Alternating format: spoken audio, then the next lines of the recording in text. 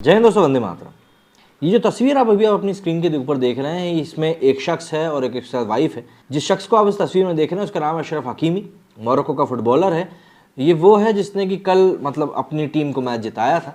ये दोनों इनका मज़हब जो है वो मुसलमान है, आप देखेंगे, लेकिन इसमें जो महिला है वो बुर्का पहनी हुई दिखाई नहीं दे रही है। अब यहाँ पर ये सब बातें मैंने क्यों करी हैं? दरअसल इसका जुड़ाव कहीं ना कहीं से कल जो मैच हुआ है, अभी परसों मैच जो हुआ है, उसके बाद ही इस पूरे बारे में बात होना शुरू हुई है। क्योंकि जिस तरीके से उस जीत को प्रेजेंट किया गया है, वो बताया जा रहा है कि भैया ये तो पूरे पूरे मज़हब की जीत है। खेल में इस प्रकार से मज़हब का जोड़ना कहीं ना कहीं थोड़ा बहुत अटपटा सा ज़रूर लगता है, लेकिन हाँ, वाकई में इस समय इसी तरीके से इसको प्रेजेंट किया जा रहा है।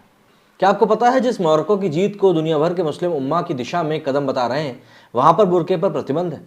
जहाँ एक तरफ भारत में भी कई मुस्लिम नेताओं और एक्टिविस्ट ने मोरक्को की जीत पर ऐसी खुशी जताई जैसे कि वो उनके जन्मधारी ही हों।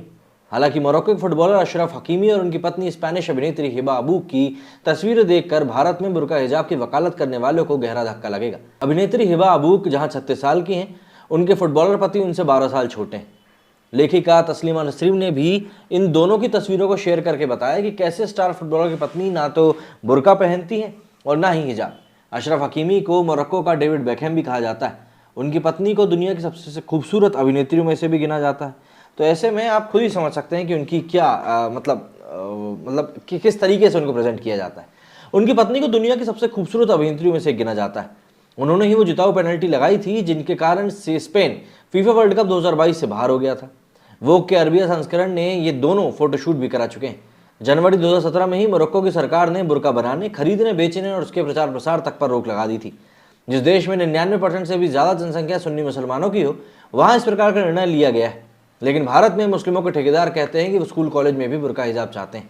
मोरक्को की सरकार का तर्क था कि बुर्के की आड़ में आतंकियों और अपराधियों ने अपनी करतूतों का अंजाम देना शुरू कर दिया है, इसलिए सुरक्षा चिंताओं के कारण इसे प्रतिबंधित किया जा रहा है। चोरी से लेकर कई बड़े अपराधों में भी बुर्के का इस्तेमाल की खबरें सामने आई थी, लेकिन ये फैसला कट्टर सराफी इस्लाम को भी ध्यान में रखते हुए लिया गया है, जिसके कारण खूंखार वैश्विक आतंकी संगठन ISIS वहाँ पांव पसार रहा था। मोरक्को में हर साल करीब 1 करोड़ के आसपास पर्यटक आते हैं।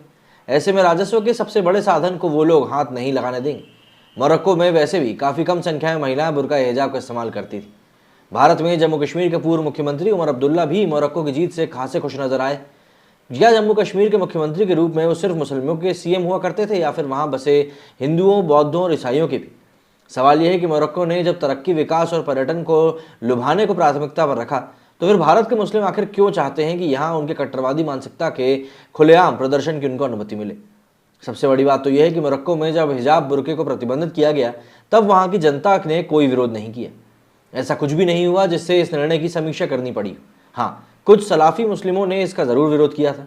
हालांकि आतंकियों के हमदर्दों की मोरक्को सरकार ने एक न सुनी। महिलाओं के संगठनों ने इस पर बैन का स्वागत किया। महिला अधिकार की पैरवी करने वालों ने इस फैसले का स्वागत किया। भारत के मुस्लिम मोरक्को की जीत पर जश्न तो मना रहे हैं, लेकिन उनसे ये सबक सीखने के लिए कभी भी तैयार नहीं होंगे।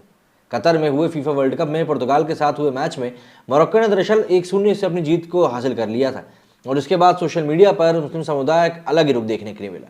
अब तक जहां लोग अपने पसंदीदा टीम या उनके खिलाड़ियों के प्रदर्शन की चर्चा के बाद मैच के खत्म होने के बाद करते थे, लेकिन इस बार यहाँ पर मोरक्को की जीतने पर बातें उम्मा की होती नजर आईं। इतना ही नहीं, जम्मू कश्मीर के पूर्व CM उमर अब्दुल्ला भी इस भीड़ का हिस्सा बने, जिन्होंने पूरे फीफा वर्ल्ड कप के वक्त 2 बार ट्वीट किया, वो भी सिर्फ इस्लामी देश की जीत से संबंधित। देख सकते हैं एक ट्वीट में उमर अब्दुल्ला ने लिखा मोरक्को की जीत के ऊपर उन्होंने खुशी जताई, और इसके साथ ही दूसरे वीडियो में फुटबॉल जगत के लेजेंड माने जाने वाले मेसी के खिल्ली उड़ाते हुए एक ट्वीट में रिट्वीट करते हुए नजर आए, जिसमें दिखाया जाता है कि कैसे बाहरी देश मेसी को महान समझते हैं और इस्लामी देश के सामने वो कुछ भी नहीं रह जाते। इस संदेश को देने के लिए एक जिंदा बकरी को रोस्ट करते हुए दिखाया गया था। मालूम हो केवल उमर अब्दुल्ला अकेले नहीं है जिन्होंने मोरक्को की जीत से इतनी खुशी हुई हो। ऐसी तमाम मुश्किल मुस्लिम हैं जो एक मुस्लिम देश के फीफा में मैच जीतने पर 2014 में वर्ल्ड कप के विजेता रहे इस्तांबुल के फुटबॉलर मैसूद ओजिल मोरक्को की जीत को सबसे दुनिया के हर मुस्लिम की जीत से जोड़ते हैं और कहते हैं कि गर्व हो रहा है, क्या टीम है, मुस्लिम जगत के लिए क्या उपलब्धि है। अच्छा लग रहा है ये देखकर कि आधुनिक फुटबॉल के समय में भी कहानियां सच होती। इससे कई लोगों को ताकत और उम्मीद मिलेगी। भारत के बारे में फर्जी न्यूज़ फैलाने वाले खुलैद बेदौन ने कहा, मोरक्को एक मुस्लिम देश है, वहाँ 98% लोग इस्लाम को मानते हैं। खिलाड़ियों ने भी गोल और जीत के बाद इबादत की। ये जीत विश्व भर के 2 बिलियन मुसलमानों की जीत है। कुछ यूजर्स ने यह भी लिखा कि उन्हें रोनाल्डो पसंद है और ये वो विश्वास नहीं कर पा रहे हैं कि उन्होंने अपने जीवन में एक भी वर्ल्ड कप नहीं जीता। मगर साथ ही उन्होंने मोरक्को की जीत की खुशी भी है, उन्हें उम्मा का समर्थन मिला है। दरअसल इस बार के वर्ल्ड कप को वैसे भी काफ़ी ज़्यादा विवादों में जुड़ा हुआ पाया गया है, क्योंकि बात बात पर कई सारी ऐसी चीज़ें निकल कर सामने आई हैं जो कि मतलब खेल से जुड़ी हुई तो कहीं से कहीं तक भी नहीं थी। अब ऐसे में ये सब बातें सामने आई हैं जिसमें कि मोरक्को को इस तरीके से प्रेजेंट किया जा रहा है, तो वो तो और भी ज़्यादा भयावह लग रहा है। आपका इस बारे में क्या कहना है मुझे कमेंट करके ज़रूर बताएं। मेरे स्टूडियो फिलहाल इतना ही। जय हिंद, जय भारत।